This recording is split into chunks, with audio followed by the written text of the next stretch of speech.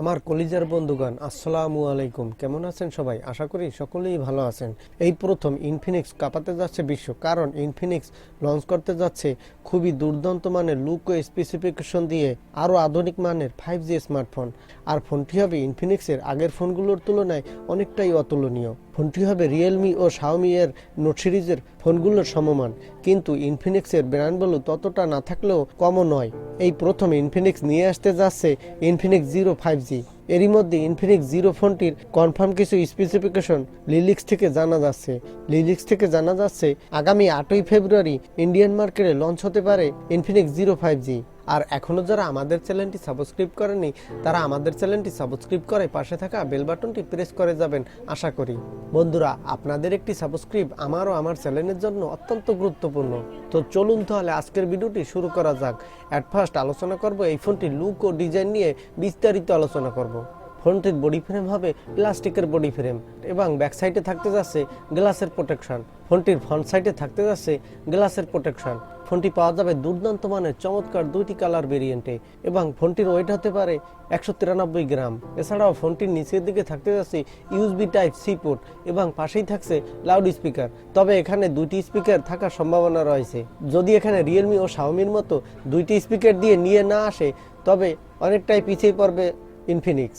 ফোনটিতে থাকতে যাচ্ছে dual SIM standby 5G supported, তবে থাকতে পারে extra SD card dedicated slot.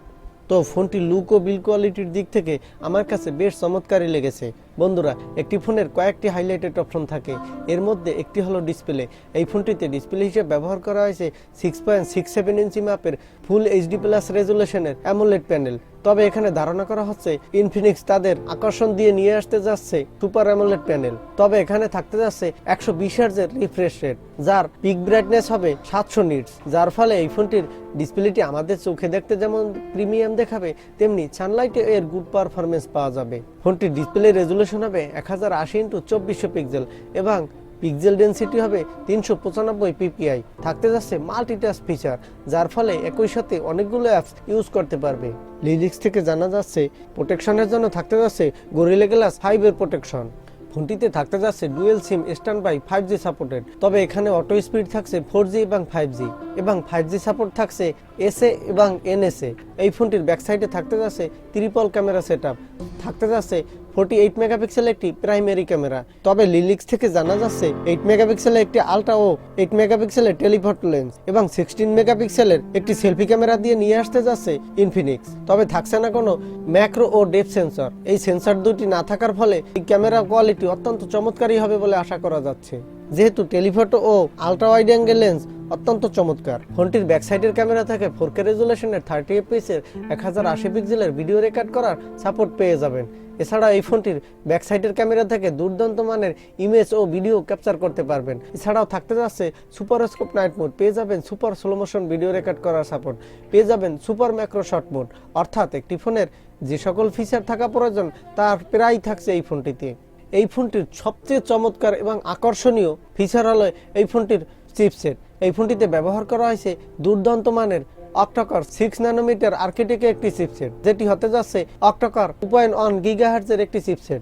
থাকতে যাচ্ছে মিডিয়াটেকের ডায়মেনসিটি 900 5G প্রসেসর, যেটি একটি দুর্দান্ত মানের গেমিং প্রসেসর, যার গেমিং পারফরমেন্সের কথা না বললেই চলে। ফোনটিতে আউট অফ দ্য বক্স দেওয়া হবে অপারেটিং সিস্টেম হিসেবে অ্যান্ড্রয়েড 11 এবং ফোনটিতে ব্যবহার করা হয়েছে LPDDR4X র্যাম। এছাড়াও ফোনটি পাওয়া যাবে 8 128GB র্যাম রোম ভেরিয়েন্টে। তবে এখানে 6 128GB র্যাম রোম ভেরিয়েন্ট দিয়েও নিয়ে আসার সম্ভাবনা রয়েছে। এখানে পেয়ে যাবেন 5000 mAh এর একটি লিথিয়াম পলিমার ব্যাটারি এবং সাথে ফাস্ট চার্জার হিসেবে দেওয়া হবে 33 ওয়াটের একটি ফাস্ট চার্জার। আশা করা যায় এই ফোনটি 15 মিনিটের মধ্যে ফুল চার্জ করতে পারবেন। এছাড়াও ফোনটির হাই সিকিউরিটির জন্য ব্যবহার করা হয়েছে সাইড মাউন্টেড ফিঙ্গারপ্রিন্ট সেন্সর। তো লুক ও বিল্ড কোয়ালিটির দিক থেকে এই ফোনটি হতে যাচ্ছে একটি চমৎকার মানের ফোন। বন্ধুরা, অনেকেই অপেক্ষা করছেন এই ফোনটি কবে নাগাদ লঞ্চ হবে এবং কত টাকা প্রাইস হতে পারে।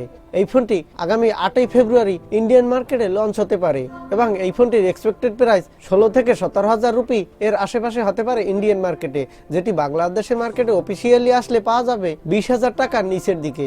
তবে আনঅফিসিয়ালি আসলে এই ফোনটির দাম আর একটু কমে কেনা যাবে বলে আশা করা যাচ্ছে।